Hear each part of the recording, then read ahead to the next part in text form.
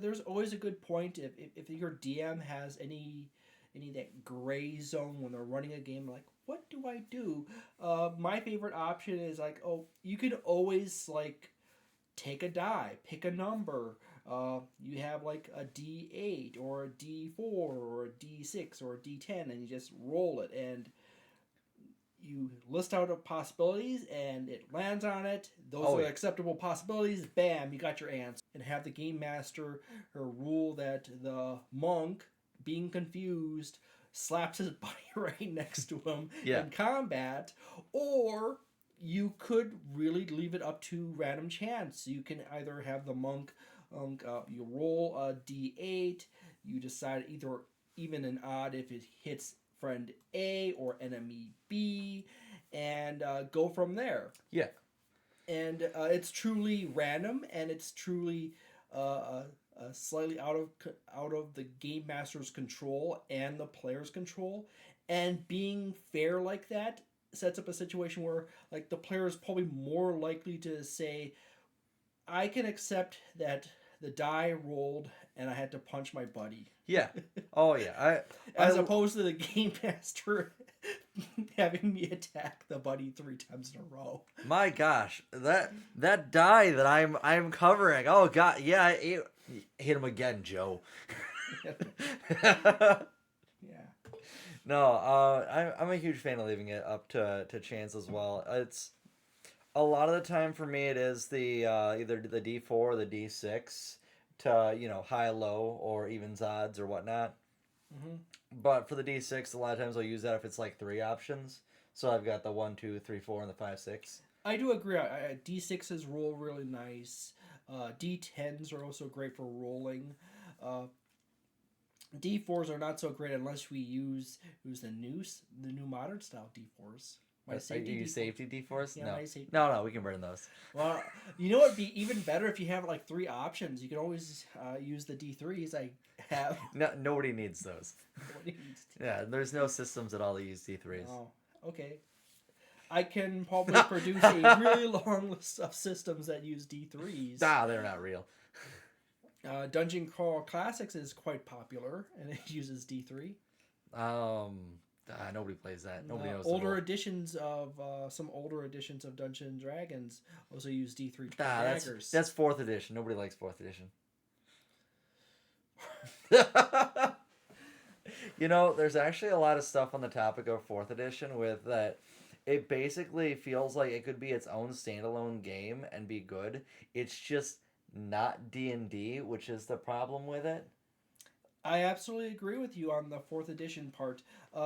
Wizards of the Coast has sort of developed this interesting habit, much like Paizo, where they invent new systems for every major edition. Yeah. Where most companies throughout history, like TSR, Mongoose, West End Games, or many others, would simply update, clean up by edition. Yeah. So if you were playing like older versions of Traveller, almost all of them were compatible with each other. Older editions of Call of Cthulhu. Oh yeah, Call of Cthulhu is like that, but they have like tables for converting things between the editions, don't they? Yeah.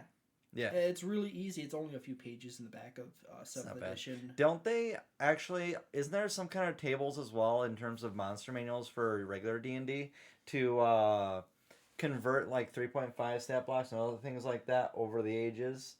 I'm pretty sure they have conversion blocks for those as well. They did used to produce material regularly for converting from one edition to another. So like you're running a campaign for Advanced Dungeons & Dragons 2nd edition. Yeah. There's actual fun little booklet I actually own. That's a conversion booklet for converting your characters and the monsters from Advanced to 3rd edition. And then there was also a guide for 3rd edition to 3.5 to 4th edition. And then we went to 5.5 and they basically said good luck. Yeah. I don't even recall a book for 4th edition to 5th edition. That's fair. Yeah. And yet again, the changes from 3.5 to 4th to 5th is something else entirely different from almost everyone else in the industry besides Paizo. Okay. Paizo and Wizards of the Coast are the weirdos that They've got decide the similarities, yeah. that go with the whole. It's an entirely new system where everyone else is basically an evolution of the past. Yeah. No, I get that concept, and I suppose I understand where the company is coming from when they try and do it this evolution of their past, because their past was already like this known metric that's working properly. Mm-hmm. So if you like fully change it, example fourth edition, and then the community is not on board with that like huge overhaul that you've done, you've like besmirched your entire brand name, and now does anyone want to get involved with your next edition or whatnot, right? Whereas if you're continuing off of like tried and true, I suppose you got the route of the players could get bored, if you will, just doing the same thing over and over in terms of like mechanics, right? Yeah, I've actually seen similar things with the transition between. There's so many different names for the different version of Dungeons and Dragons 5th edition 2014 and Dungeons and Dragons 5th edition 2024. Oh, you mean I mean 5.5 or 5.24 or yeah, or my favorite is actually 5.5. Dungeons and Dragons revised 5th edition.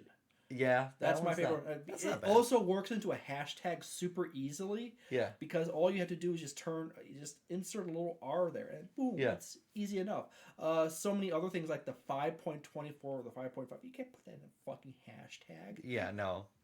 That makes it harder to transmit information to other people and make indexes quickly. Yeah. Stuff. However, my theory is that Wizards of the Coast had this weird one D&D thing because they went off in that direction. Because they did have the one D&D, yeah. Because they went in that direction because Ian World / Ian Publishing had a advanced Dungeons and Dragons or level up advanced not Dungeons Dragons, but level up advanced 5th edition, which is its own series of books. Is that like a pre-revised D&D 5e revised version? That's it's basically an advanced version of the 2014 Dungeons and Dragons. Okay, system. so it's revised before revised came out. Yeah.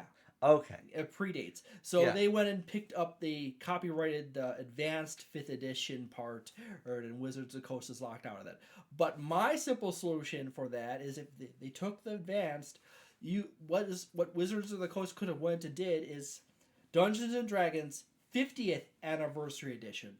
Are we at 50 years? Yeah, we're real 50. close, aren't we? No, we're already there. That was the 50th anniversary. That was the 50th. Okay, wow. If you look on the back of your book, it has that little gold 50th right there. I suppose that makes sense. You're so busy having so much fun inventing elaborate campaigns and coming up with oh my god, writing entire scripts for Discord bots and Yep. and Twitch bots. You lost track of the years. Yeah, exactly. So, yeah. Oh boy. And Wizards, I wouldn't be surprised if you missed out on that too, because Wizards of the Coast did a terrible job. Yeah, did they really announce it? Like, did they put it out there? They besides, like on their website, we'll say they attached it to their website and they attached it on the corner of the book. Okay. And there was also the secondary line of books. Gosh, nobody must know about this. The secondary line of books, which is the Practically Complete Guide to Dragons, and shoot, what's that called? that's what it was called. Wait, literally?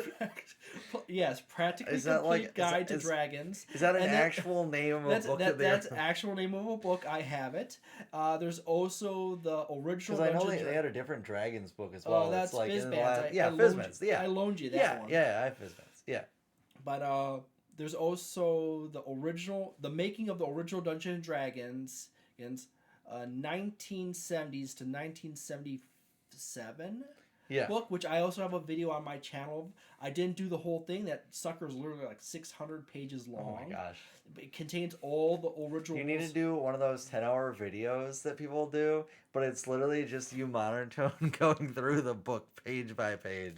I'm actually currently doing a series for the original Dungeons and Dragons. It's my second edition, my second print run white box Okay. on my channel, and I also have all the supplements. My third printing Greyhawk, my ninth printing Blackmore book should be coming out soon. Are you going through like all of them all? Yeah, I'm paging through the whole thing. I'm pointing out, here and there. You know, the really fudge thing is, Yeah. I noticed there is actually a deeper system for creating strongholds / bastions in original Dungeons and Dragons. I believe that. Where you can actually like 3.5. I know you're talking about original, but 3.5 has so much stuff built into it, like the monster manual, everything. Everything is so built out and explained. Book just to, right? There's literally a dedicated book just to building during fortresses and strongholds in 3.5. I swear, their new system for as well. It's so awkward to navigate. Have you tried to navigate this Bastion system yet? We've already tried to do that, as you know. Yeah, I've been doing that on my own a little bit. And it's just like, oh my god. It's a little messy. There's a lot of holes, a lot of questions about certain things. Like they describe you get X amount of rooms at level 5. Yep. And then they tell you get X amount rooms at like 13 and 17, but they don't describe 9th level, if I remember correctly. Yeah, that sounds correct. But they also have a chart off to the side where it has 2, 4, 5, 6. So you have to kind of infer that you get 2 more at 9th. Yeah. From that. That makes sense. So that's the best I got on that one right off the bat.